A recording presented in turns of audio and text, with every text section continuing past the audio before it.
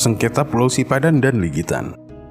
Orde Baru pimpinan Soeharto, Indonesia menilai Pulau Sipadan dan Ligitan ini sebagai wilayah yang sangat strategis. Dan ternyata Malaysia pun punya penilaian yang sama. Dua pulau yang berada di Selat Makassar itu adalah pulau terluar dari kedua negara, yang tentunya bakal menguntungkan negara penguasa wilayah itu dalam urusan pertahanan atau juga dalam urusan zona ekonomi eksklusifnya.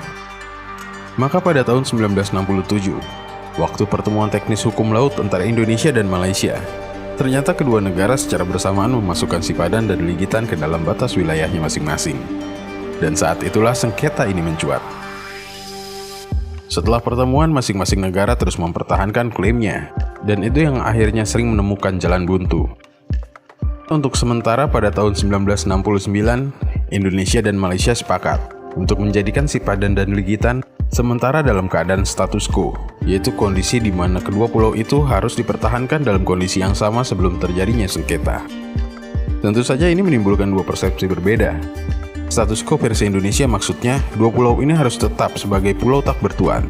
Tidak boleh ada yang menduduki atau beraktivitas di kedua pulau itu sampai semua masalahnya selesai. Sementara status quo versi Malaysia adalah kedua pulau ini tidak bertuan, tapi tetap dikelola oleh Malaysia seperti sebelum terjadinya sengketa. Berbagai perundingan coba dilakukan oleh kedua negara, tapi hasilnya tetap saja nihil. 1976 KTT ASEAN pertama kali digelar di Bali, yang membentuk Dewan Tinggi ASEAN, yang salah satu fungsinya untuk menyelesaikan perselisihan antara negara-negara di ASEAN. Presiden Soeharto pun meminta negara Malaysia untuk menyelesaikan persengketaan ini ke Dewan Tinggi ASEAN. Tapi permintaan itu ditolak mentah-mentah. Bukan tanpa alasan, waktu itu Malaysia lagi banyak sengketa dengan negara Asia Tenggara lainnya. Bersengketa dengan Singapura untuk memperebutkan Pulau Batu Putih, sengketa Sabah dengan Filipina, sengketa Kepulauan Spratly di Laut Cina Selatan dengan Brunei, Filipina, Vietnam, Cina, dan Taiwan. Dan kondisi kayak gitu sangat berat buat Malaysia untuk bisa menang di bawah Dewan Tinggi ASEAN. Lalu kemudian Perdana Menteri Malaysia Mahathir Mohamad balik meminta Indonesia untuk membawa sengketa ini ke International Court of Justice atau Mahkamah Internasional. Lagi-lagi, kedua negara ini saling ngotot dengan pendiriannya masing-masing. Hingga sampai akhirnya, tiba-tiba Indonesia melunak dan mau menyelesaikan sengketa ini ke Mahkamah Internasional. Setelah Presiden Soeharto melakukan kunjungan kenegaraan ke Kuala Lumpur pada 7 Oktober 1996. Tidak ada informasi yang jelas mengapa tiba-tiba Indonesia mau melunak. Kesepakatan itu akhirnya ditandatangani 31 Mei 1997 dengan syarat khusus disepakati kedua belah pihak, yaitu keputusan yang bersifat final dan tetap, di mana kedua negara harus menerima apapun hasil keputusan internasional itu dan tidak boleh menggugatnya lagi. 2 November 98, sengketa Sipadan dan Ligitan mulai masuk ke ICJ dengan perjanjian khusus kedua belah pihak yang tadi disebutkan. Didaftarkan pada 30 September 1998, yang waktu itu ditandatangani Menteri Luar Negeri Ali Alatas dan Menteri Luar Negeri Malaysia Dato Seri Abdullah Haji Ahmad Badawi. Dan ICJ butuh waktu beberapa tahun untuk proses ini. Setelah Indonesia memasuki masa era reformasi, setelah pergantian beberapa kali presiden, sengketa ini akhirnya mencapai sidang putusannya pada 17 Desember 2002. Setelah 17 bulan pemerintah Megawati bekerja. Persidangan. Dari total 17 hakim, yang terdiri dari 15 hakim tetap, 1 hakim pilihan Malaysia dan 1 hakim pilihan Indonesia, memutuskan bahwa Pulau Sipadan dan Ligitan adalah milik kedaulatan Malaysia dengan hasil voting yang cukup jauh, 16-1. Dan itu adalah kemenangan mutlak untuk Malaysia. Lalu apa yang menjadi pertimbangan para hakim ini?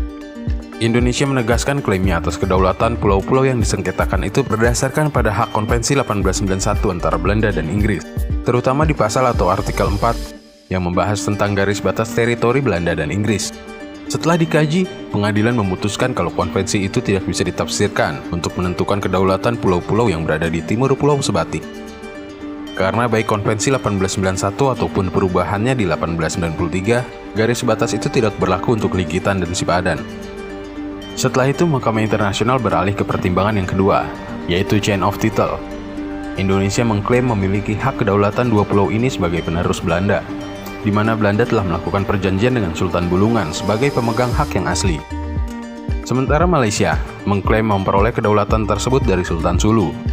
yang diberikan kepada Spanyol, lalu ke Amerika, lalu ke Serikat Borneo Utara milik Inggris, lalu terakhir ke Malaysia.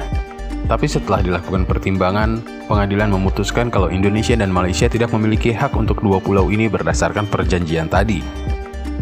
Akhirnya Mahkamah Internasional pun melakukan pertimbangan terakhir, yaitu pertimbangan efektivitas, memutuskan kedaulatan berdasarkan aktivitas yang nyata, yang bisa membuktikan kedua negara tersebut mengontrol dua pulau ini secara berkelanjutan, atau yang disebut dengan efektif kontrol.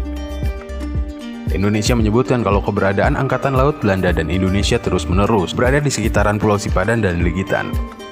Ditambah perairan sekitar Pulau Sipadan dan Ligitan dimanfaatkan oleh nelayan-nelayan tradisional Indonesia.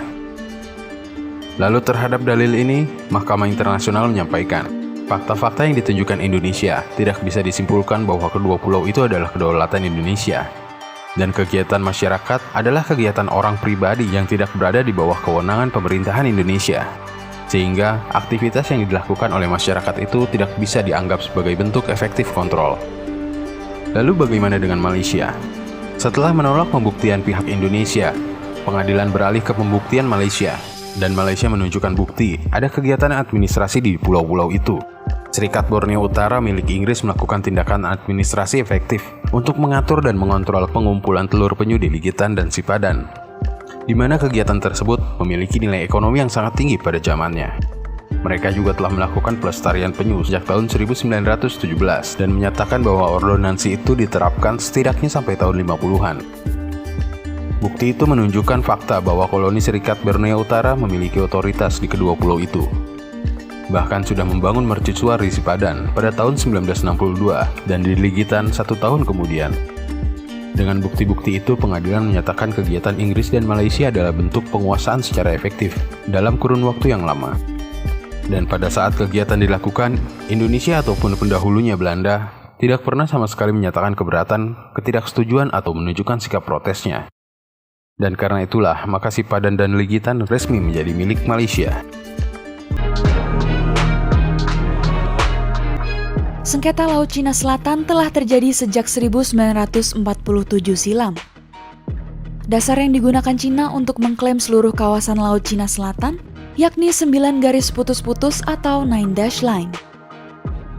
Pada Kamis 2 Desember 2021 lalu, Reuters melaporkan soal Cina yang meminta Indonesia menghentikan pengeboran migas. Hal ini diungkapkan oleh 4 orang yang mengetahui persoalan tersebut kepada kantor berita Reuters. Salah satunya adalah anggota Komisi Pertahanan DPR Muhammad Farhan. Ia menerima pengarahan yang meminta RI menghentikan pengeboran di rig sementara lepas pantai karena aktivitas tersebut dilakukan di wilayah Cina. Farhan pun menanggapi bahwa pihaknya tidak akan menghentikan pengeboran karena itu adalah hak kedaulatan RI. Selain Farhan, 3 orang lainnya juga mengaku mendapat pengarahan yang sama. 2 orang diantaranya mengatakan bahwa Cina berulang kali menuntut agar Indonesia menghentikan pengeboran.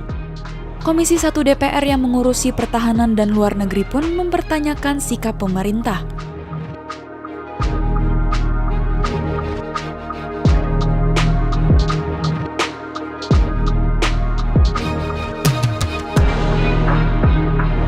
Farhan mengaku tak tahu persis kapan 2 surat itu dikirim, karena nota diplomatik hanya boleh dibuka dan dilihat oleh pihak yang memiliki kewenangan diplomatik. Namun, merujuk pada 2 peristiwa yang disinggung Cina, ia memperkirakan surat protes tersebut dikirim sekitar Agustus hingga awal September. Pemerintah pun mengirim surat balasan yang menyebut bahwa protes tersebut tidak dapat diterima.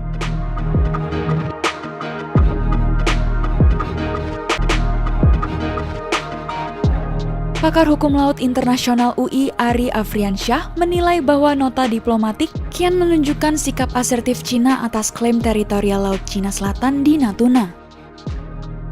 Namun, menurutnya pemerintah Indonesia tak perlu bersikap reaktif, apalagi bernegosiasi atau mengajukan persoalan sengketa ini ke pengadilan internasional.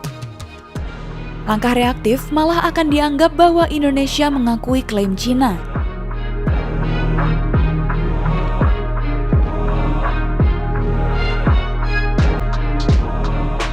Pemerintah Indonesia pun disarankan bersiap untuk kondisi tak terduga dalam konflik Natuna dengan mengerahkan kekuatan keamanan laut.